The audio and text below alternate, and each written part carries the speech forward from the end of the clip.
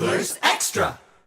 A double dosage of games today between the Chatham Anglers and the Bourne Braves on a Tuesday afternoon. Time now for the Manager's Show with manager of the Chatham Anglers, John Schiffner. Now, Schiff, last night the Chatham Anglers almost seemed like deja vu with the Brewster Whitecaps as they battled back, but Chatham persevered in the end. What were your thoughts in that ninth inning where 2 outs, 2 strikes, and then Brewster battles? Well, there's a certain thing I'm not going to comment on, but I think people can figure that out. But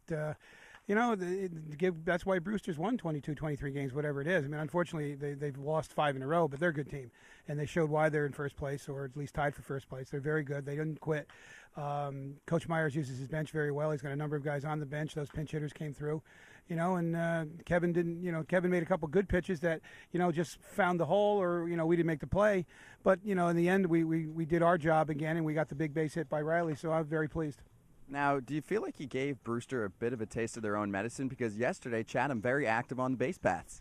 Well, we just take advantage when we can, and there's certain situations where, we had a little bit of a lead, we had a little bit of momentum, and we had the right people on base. And so we're going to do that when we can, but sometimes if you're down by, a couple of runs, you just don't want to steal in that situation because we aren't scoring runs in bunches. So we've got to be very careful. So that's why we weren't running, but with a lead or a tie, and you get the right guys on, you can then move, and that's what we're trying to do. Now, how aware were you guys of the fact that Brewster, on the other end, like I just said, they are leading the league in stolen bases? So with a guy like Jacob Stallings, do you have a chat with him before the game and make him aware of the fact that these guys are going to be on the move? And they were. No, he knows. Jacob knows. Jacob's just a solid defensive catcher. He just does a great job back there, and he's improving by night defensively. He's done a great job with some of the things that he's just improved more in his blocking. His footwork is a lot better, and his arm strength's always been there. And, he's really done a great job for us back there.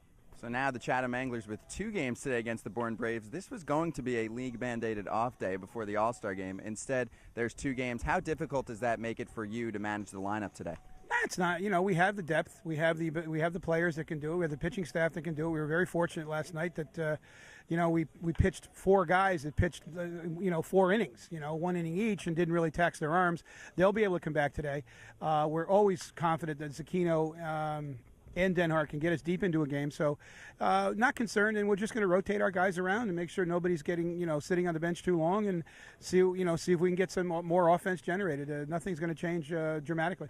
2 Jersey boys on the mound in Mark Zucchino and Mike Denhart, but looking at the All-Stars, especially a guy like Aaron Westlake, Joe Pavone, and Rick Oropesa is going to be in the home run derby. Does any sort of rest factor into today, heading into tomorrow? No, tomorrow's it's just there's no mental anguish. There's no, grinding. It's just have a good time day, and that's not going to factor in at all. Joe's going to catch the first game. Phil's going to catch the second game.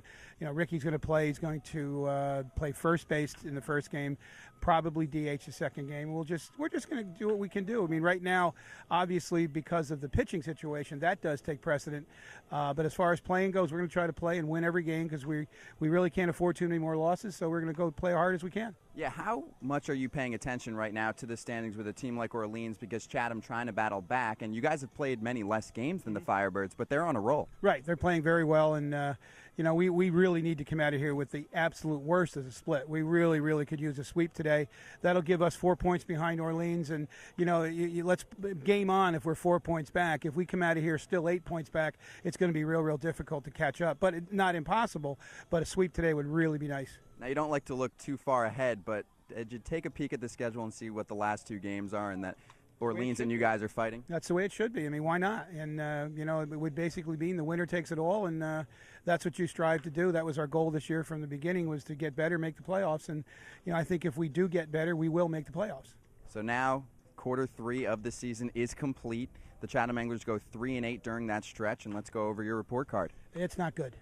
Starting pitching did a very good job. We give the starting pitching a good solid B+. The bullpen probably could have done a little bit better job in certain situations, but then again, when we're behind, the bullpen's, we can't. The bullpen's not going to be able to help us, especially our strength is in our late pen, and hitting was just not a good job. We just did not get the bat on the ball in that streak, and we'll have to give them a good D-. But what can you do? Like I've been saying for the last 2 weeks, they are trying.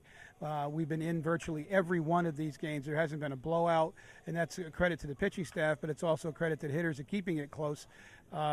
It is what it is.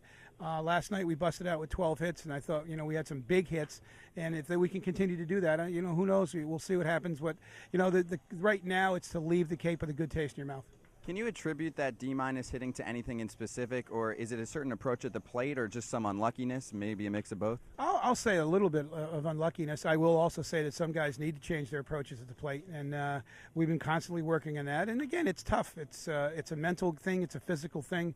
The ball looks differently to us in the dugout as it does to the hitter, and there has to be some adjustments made, and some of those guys are trying to make those adjustments. And that's, like I said, it's not like they're just defying the coaching staff and just not caring. They do care, and they come back and they're upset that they had a bad at-bat. But we can see some improvement in some guys, and we made some changes in the lineup for that reason, to see if we can shake things up a little bit. And last night worked a little bit.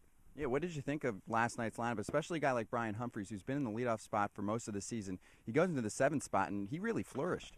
I think it's part, you as a pitching coach on the other side is going to pitch to the lineup a little bit, so you pitch it differently. So I think Brian might have seen some pitches he might not see in the leadoff spot, which helped. But then Jason Martin took some great at-bats up top of the lineup later in the game, squared a couple balls up, dropped a beautiful bunt down. If we get a couple more guys rolling just a little bit, we can take the pressure off Ricky and Westy in the middle of the lineup. And if we can get some offense from the bottom of the lineup, it does take pressure off the middle. So that's, and again, there were little indications of that last night. And on the pitching side of things, it changed. Although Kevin Vance had a rough go of things yesterday, he was a starter for one game, was pegged to start again this weekend, but due to rain, that was washed out. Now he's been pegged back in the bullpen role. What went into that decision? A lot of it just was, just what we needed was a strength in the pen. We feel that we've got the arms to carry us to where we want to be, and who knows what we'll do with Kevin later on if we make the playoffs. And Kevin just enjoys coming out of the pen anyway, so it's a matter of a comfort factor for him, and that's important. If you're, uncomfortable doing something, well, why make someone do that? I mean, that's part of coaching. It's like, let's see, he doesn't want to do that. Well, then, what? Maybe we won't have to do that. Maybe we can make some other adjustments. And some of the other guys in the pen coming out of the pen have stepped up where they can start as well. So that part was part of that decision. But Kevin pitched pretty well last night. He threw the ball exceptionally well, and he just got, like I said, a tough call. He blows a guy's bat up, and it turns into a weak error, and he jams the heck out of another guy, and it just barely makes it into the outfield. I mean, I don't think Kevin pitched that bad. It looks like he did, but he did not. I thought he threw very well. Schiff, thanks for talking to me. My pleasure. Thank you. That's the Manager Show. I'm Scott Braun on the Cape Cod Baseball Network. Go Anglers!